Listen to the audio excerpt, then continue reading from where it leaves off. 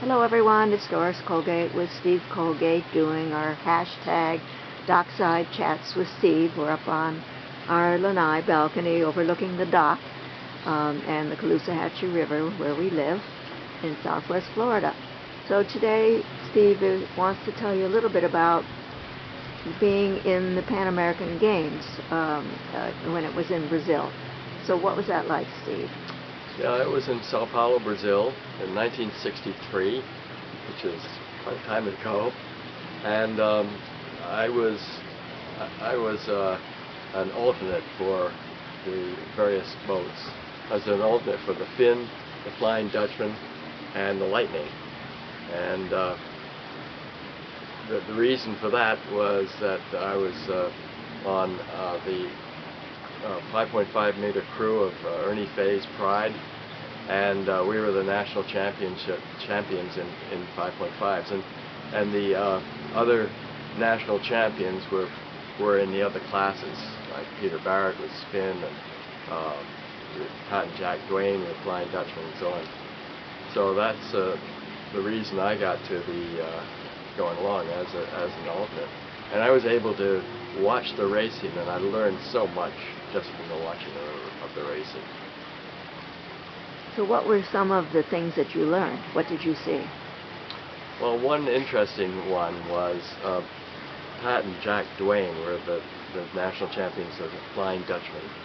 Pat was the skipper, and Jack, her husband, was on the trapeze. So he's a big guy, and it worked out very well for them.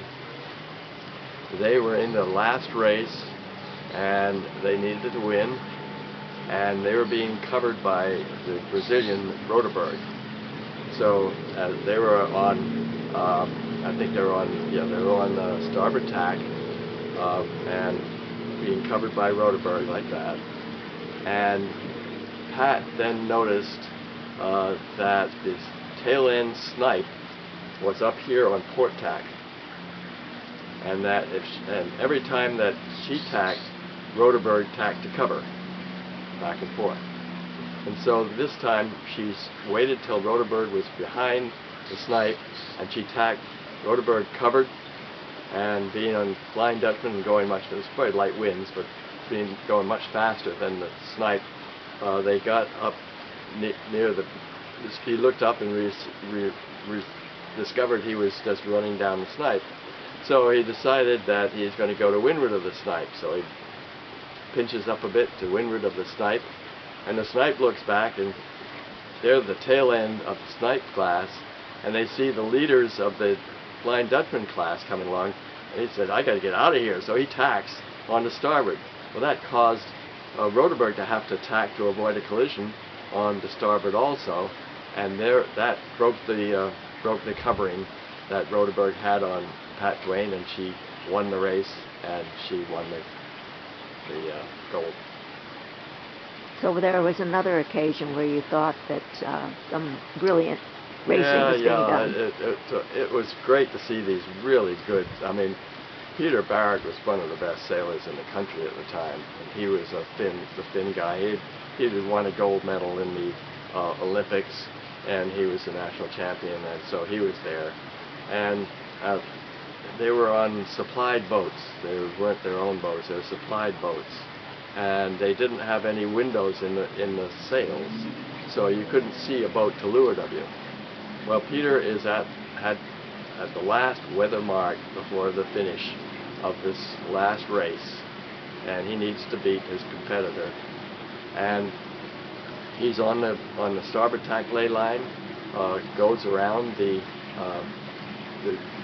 windward mark, and he just keeps on going.